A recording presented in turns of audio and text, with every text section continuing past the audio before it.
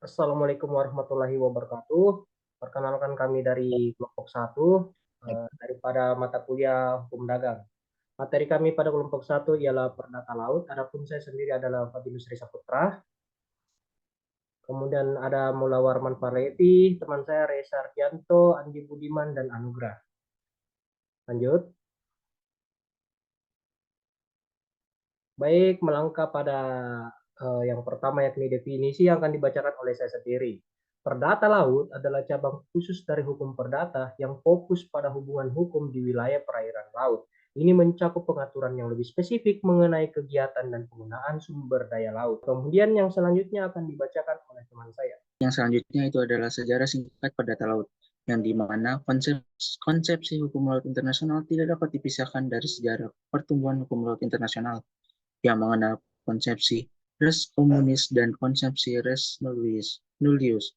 Res communis menyatakan bahwa hukum laut merupakan milik bersama masyarakat dunia, sehingga tidak dapat diambil atau dimiliki masing-masing negara. Sedangkan res nullius menyatakan bahwa laut tidak ada yang memiliki, oleh karena itu dapat diambil dan dimiliki oleh masing-masing negara. Secara historis terdapat pengakuan Paus Alexander VI tahun 1493 atas tuntutan Spanyol dan Portugal yang membagi samudra di dunia untuk kedua negara.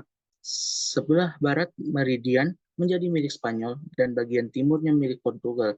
Pembagian oleh Paus Alexander VI diperkuat oleh perjanjian Tordesillas tahun 1494.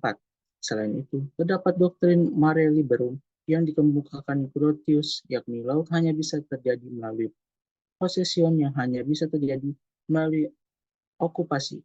Okupasi sendiri hanya bisa terjadi atas barang-barang yang dapat dipegang teguh. Untuk dapat dipegang teguh, maka barang tersebut harus ada batasnya. Laut adalah sesuatu yang cair dan tidak memiliki batas, sehingga laut tidak dapat diokupasi. Akan dibacakan oleh teman saya Mula Warman Farlevi. Silahkan. Baik, terima kasih moderator. Setelah kita mengetahui bagaimana sejarah singkat dan definisi dari perdata laut, mari kita menelisik bagaimana sih peraturan mengenai perdata laut itu sendiri. Adapun di Indonesia, sumber hukum perdata laut yang pertama adalah berasal dari United Nations Convention on the Law of the Sea atau UNCLOS 1982. Ini diratifikasi oleh Indonesia pada Undang-Undang Nomor 17 Tahun 1985. Meskipun bukan undang-undang domestik, UNCLOS menjadi acuan penting dalam pengaturan batas laut, hak navigasi, serta perlindungan lingkungan laut. Adalah Undang-Undang Nomor 6 Tahun 1996 tentang perairan Indonesia yang kemudian diubah dengan Undang-Undang Nomor 32 Tahun 2014 tentang kelautan, yang dimana mengatur pengelolaan sumber daya laut secara komprehensif dan terintegrasi. Yang ketiga adalah Undang-Undang Nomor 17 Tahun 2008 tentang pelayaran, kemudian diubah dengan Undang-Undang Nomor 66 Tahun 2024 tentang pelayaran, di mana undang-undang ini merupakan perubahan ketiga dari Undang-Undang Nomor 17 Tahun 2008 yang mengatur berbagai aspek penting, termasuk penguatan pelayaran rakyat, pengelolaan manajemen pelabuhan, dan pengurangan biaya logistik yang tinggi. Yang terakhir adalah Peraturan Pemerintah Nomor 7 Tahun 2000 tentang kepelautan. Peraturan ini mengatur berbagai aspek terkait kepelautan, termasuk penggunaan kapal niaga dan keselamatan pelayaran.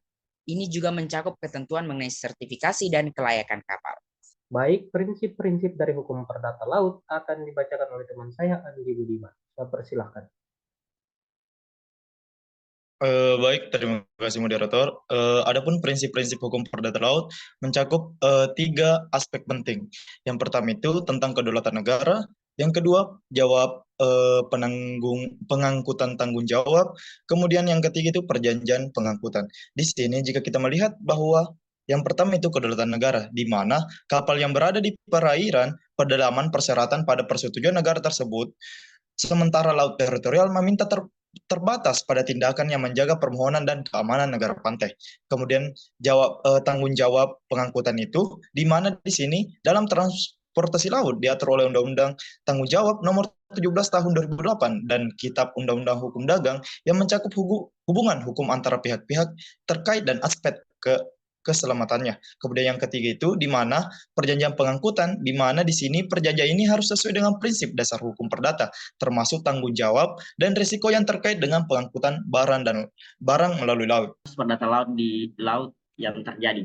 Ini sengketa perbatasan zona ekonomi eksklusif Indonesia antara Indonesia dan Vietnam. Sengketa ini terjadi antara Indonesia dan Vietnam terkait penetapan batas zona ekonomi eksklusif di Laut Natuna Utara. Kedua negara saling mengklaim wilayah laut yang tumpang tindih, terutama karena perbedaan interpretasi dalam penggunaan prinsip equidistance, jarak sama, atau equitable solusi, solusi yang adil, sebagaimana diatur dalam Konvensi PBB tentang Hukum Laut UNCLOS 1982. Next. Adapun alur penyelesaian yakni negosiasi bilateral, yang mana Indonesia dan Vietnam terlebih dahulu melakukan negosiasi langsung untuk mencapai kesepakatan. Kemudian yang kedua, mediasi internasional.